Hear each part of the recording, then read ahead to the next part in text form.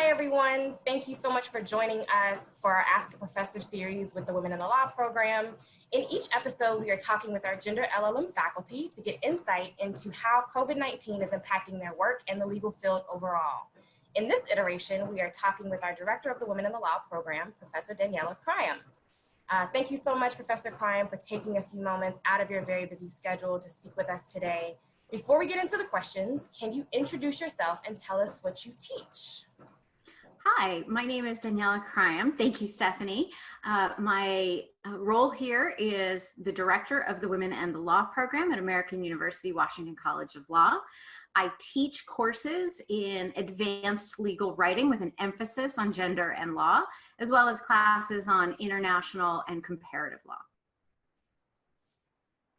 Awesome, thank you so much. So our first question, how has COVID-19 changed or affected your area of law and your research?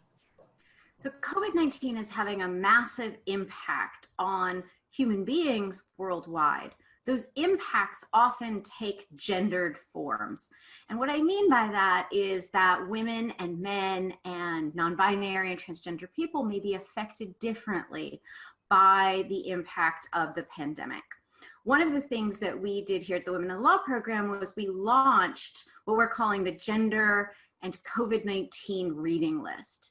And we started to look at the different ways in which COVID-19 is impacting people in areas such as care work, and that's both child care and long-term care, thinking about the people who care for others who have disabilities or who are frail elderly or who are kids, the really important workers in those fields.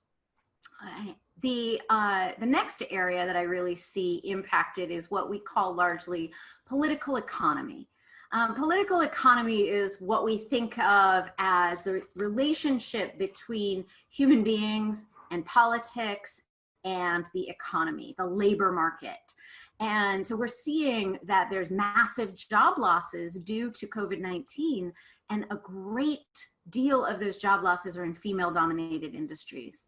And so we're looking at a lot of concern that even as we start to reopen and rebuild, that those female-dominated industries will continue to be hit very, very hard. So sex segregation in the labor market is impacting women in particular ways and may make the recovery even more dangerous and potentially more damaging. Another area is sexual and reproductive health. Some governments have taken the opportunity to use the crisis as an excuse to further reduce women's access to needed health care and make ordinary access to ordinary health care, which all women need throughout their life cycle, more difficult to obtain. We've seen massive spikes, unfortunately, in gender-based violence. This is a critical area. Services are already difficult to deliver, and when communities are isolated and people are isolated, this only compounds the problem. One interesting thing that we're seeing, and perhaps a potentially positive note, is that we've seen some female leaders really step forward in this time. And there's some interesting work being done as well on the potential for female leadership in this crisis. And that's something that we might well see moving into the future. Thank you. And yes, all of those trends that you mentioned, we are seeing in the research that people are doing, as well as what we're seeing in the news on a day-to-day basis. In one of our previous episodes, we did speak with Professor Harris about the spike in domestic violence and how that's impacting his area of law as well. So our next question is, what types of legal practice will see the most change in a post-pandemic world in negative or positive ways, or however we want to kind of define that? So unfortunately, I think we are looking at a massive economic crisis growing out of the pandemic.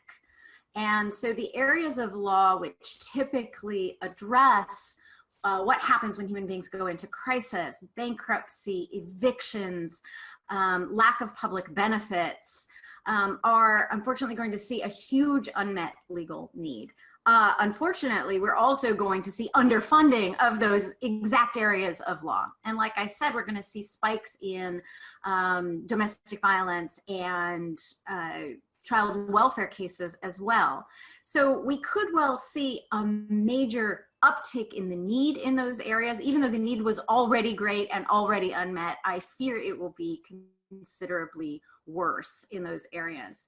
One of the things that I think we're also going to see changing in addition to these unmet legal needs is that the whole legal practice is, at least during the period of the pandemic, shifting. And it's shifting to online. For many lawyers, this is good news. We are the workers who can work remotely, and so we can continue to do our job. So law students may have difficulty finding those opportunities, but if they can plug into them, there is potential for remote work. One of the things I worry about, though, connecting those two things, is that the people who need our services the most are those who are the least likely to have access to the internet and access to, Zoom and other places where they can speak confidentially with attorneys online. And so we have to figure out how to bridge the growing digital divide and make sure that the people who need our legal services the most during the pandemic are really able to reach us. Absolutely, absolutely. Very much a difficult situation to try to navigate in the midst of it and post. So for new and prospective law students, what advice would you give them? One, maybe some motivation in terms of how they can break into a specific area of law or generally in a post-pandemic world. So we're not yet at a post-pandemic world, so we don't even know what that's going to look like.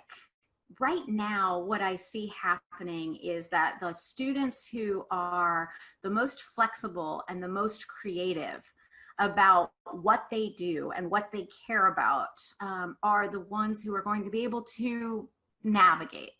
One thing that's really important to remember is that although we are the Women in the Law program and our brief is to look at gender justice, it is closely tied to racial justice. It is closely tied to justice for people with disabilities. It is closely tied to access to justice for people who live in rural areas and people who live in poverty. And so I think that we have to look holistically at job opportunities and opportunities to make a difference, either in pro bono work, doing public interest work, no matter where we are and what we do. The students who will succeed are the ones who see their mandate as a fight for justice. And they try to plug into whatever opportunities are available to them to do that work in the short term during the pandemic. Get the experience, get every scrap of experience that you can, working with every community that you can, learning about the intersections between racial injustice and sexism, learning about the intersections between poverty and disability rights. And those skills taken together will help you be as flexible and as expansive as possible in a post-pandemic world. What we want more than anything is a just society. And we as lawyers need to figure out where we're needed the most at the moment so that we can work toward that. Absolutely. And I think, again, what we're seeing a lot of folks show interest and passion are at those different intersections. And we're seeing that as we see what's going on in our country around racial justice, as well as what we're seeing in terms of access to other areas of justice as well. We can't ever see them as separate. It is all one struggle. Right. Absolutely. Well, thank you very much for your time today, Professor Kraiem. This has been another great episode with very helpful insight and resources. If you all have not had a chance to look at our website for our gender and COVID-19 reading list, please do. For all of our viewers, thank you again for joining us. You can find information on our Gender, International, and Comparative LLM law degree and other gender resources on our website, which is https:// bit.ly /Women Law WCL. Also, you can find us on Facebook, Instagram, and Twitter at Women Law WCL. Everyone, please stay healthy, stay safe, and we will see you next time.